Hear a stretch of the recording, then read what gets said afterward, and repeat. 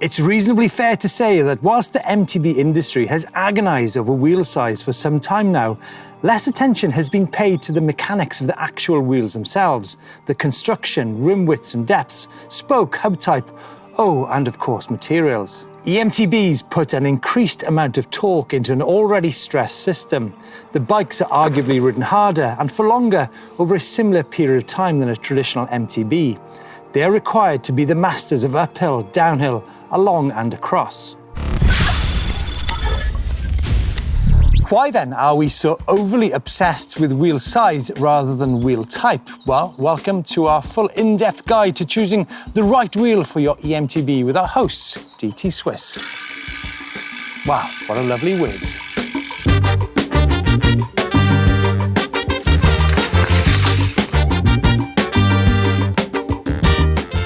Okay folks, we are going to be looking at wheels which are fully designed for eMTB use, the DT Swiss Hybrid LS series.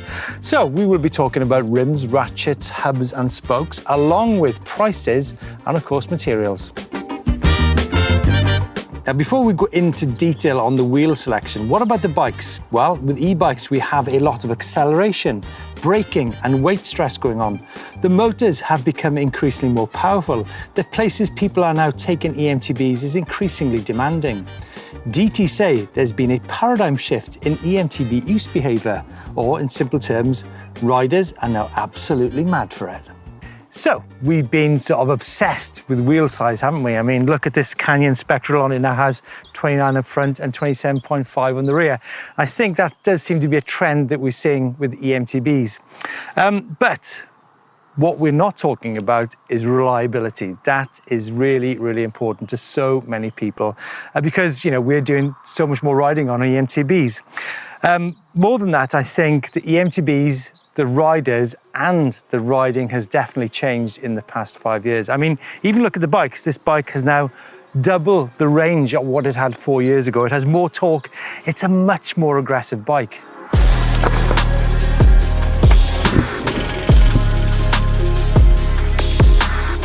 Now, there are three types of wheel in the DT Swiss Hybrid LS range. We've got the 1501 spline, which sounds like this.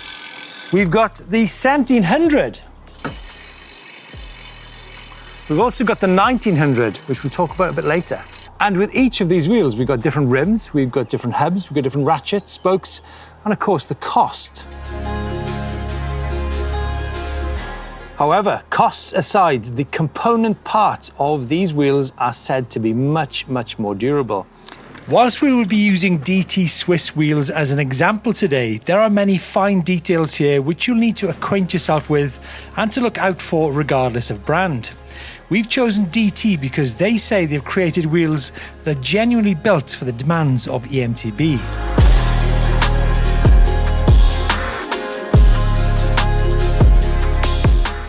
Well, hope you like our wheel jig, folks, which I think is particularly effective up here in North Wales. Right then, let's get started with rim width. Now, all the hybrid series is available in both 30 and 35mm. Apart, that is, from the carbon 1501 spline, where you can only get 35mm in the smaller 27.5 wheel size. Now, there's lots of important features to tap into when you're looking at the hybrid series, such as the aluminium wheels. We've got added material in the center of the rim for improved strength. And when you're looking at the system weight of all hybrid wheels, that's rated at 150 kilos. Put that in perspective, that's the weight of a panda bear. Now, when it comes to rim width, that's a tricky question if you're gonna ask me what rim width I'd use, because I actually use both, but it depends on the type of bike I'm riding. So for example, if I'm riding a trail bike, 100% I'd go for a 30mm inner rim width. Whereas if I was riding, say, a 180 bike with a big 2.8 tyre on the rear, I'd definitely go for the 35 inner rim width. Having said that, a good 30mm rim with a 2.5 tyre will be the sweet spot for most people. Wider rims, remember, do require wider tyres to get the correct tyre profile.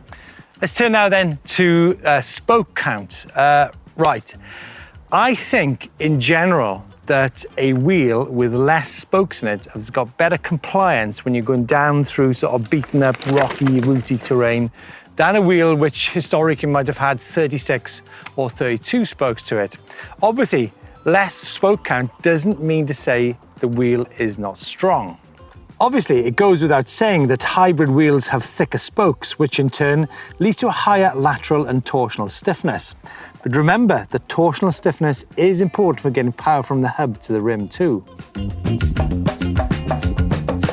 So, just been asked by Ben, who's behind the lens, of what makes a wheel last longer than other wheels. Well, I mean, what a can of worms. What an absolute can of worms. What I will say is that where you ride is important. If you ride in insane limestone terrain with jagged edges, your wheels ain't gonna last as long as if you live in a sandstone area.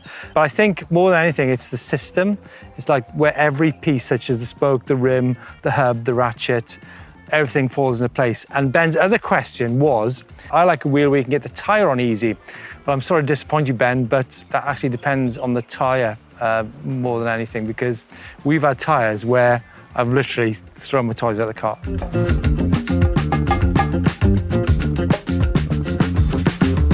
Okay, we're now going to turn to the heart of the wheel, which is the hub, and let's have a look at some of the key details there. Now, some of the main component parts of the hub are the shell, the ratchet, the bearings, the axle, and of course the Freehub. First up is the shell. Now, eMTBs are ridden harder and longer, so the hub shell is completely redesigned. The DT wheels are said to have better resistance due to the higher torque from motor and torque from braking. And remember, there's definitely more weight and huge loads in the corners and G-outs on e-bikes. Right, the Freehub, which is the heart and soul of any eMTB wheel. And there's actually 3 different types of Freehub in each of the models of the DT hybrid wheel sets. Now, if you think about it, the forces that come from both the rider and the motor into this little beauty here are absolutely acute. So there are 3 different hubs, Freehubs, as I mentioned. Now, on the 1501 spline, we've got the Ratchet EXP OS. On the 1700, you've got the Ratchet system. And on the 1900 wheel set, you've got the Ratchet Ln. This means the axle on a wheel such as, say, the 1501 is supported over a wider area and therefore giving more hub stiffness. Less movement on the axle equaling less stress on bearings. So whilst this might sound unnecessarily technical, bear in mind that more expensive wheels on the whole do have more sophisticated and arguably longer lasting hub designs. If you look at some of the details of this DT Swiss wheel, and this applies to any wheel, not just the DT one, is that we've got an increase in teeth from 24 to 30 in the ratchet system over a conventional design. But more than that, it's the fact that they've got the oversized bearings, which means that the load is distributed wider over that axle, which, I mean, common sense, right, will tell you that it's going to last longer. The bearings themselves are obviously a huge area to explore. The surfaces, they have to spin fast and absorb radial forces. But, well, there's some common sense to much of this. Excessive loads lead to abrasion, so the bearings are not only bigger, there are more of them, and more load over a wider area. Pretty simple stuff, right? Remember, the ratchet transmits the force from the Freehub to the hub shell. Larger size means the loads are distributed to a larger area, which DT say leads to improvements in longevity.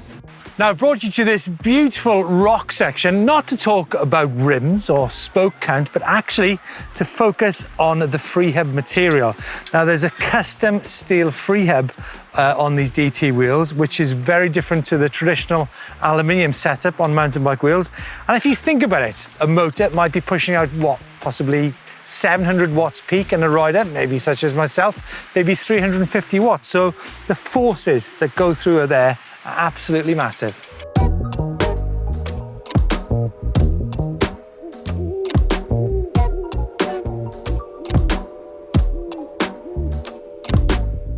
Now, in as much as we're talking about these DT wheels specifically, what I will say is that the wheel alone will not lead to that great compliance through messes of routes such as this. I love riding this type of terrain. But it's other things such as your tyre pressure, your suspension setup. They will all have an impact in how the front and the rear of your bike feels. Another thing to talk about is actually the material which you want to choose. Now, you can generalize, you can say that aluminium is better than carbon, carbon's better than aluminium. It's not quite the case. It's actually the construction, it's the integrity of the people who are designing the wheels in the first place. Now, if you were to ask me what material I prefer, I would say when it comes to riding in super rocky alpine terrain, I'd probably go for an aluminium wheel over a carbon. If I'm riding trail centres, if I'm riding trail riding, I do like the feel of a carbon wheel. But again, it's not just the fact that it's carbon, it's the way the wheel is built in the first place. One final thing is price, and price is often connected to weight. But as we can see on the DT wheels, the top-end carbon 1501 wheel set might well be twice the price of the 1700 wheel set, but it's actually only 250 grams heavier. And on a bike, say, weighing 20 kilos, that's not going to be too much of an issue. So whatever wheel you choose, pay attention to the fine detail to make sure you can keep rolling whatever the conditions. Thanks for watching.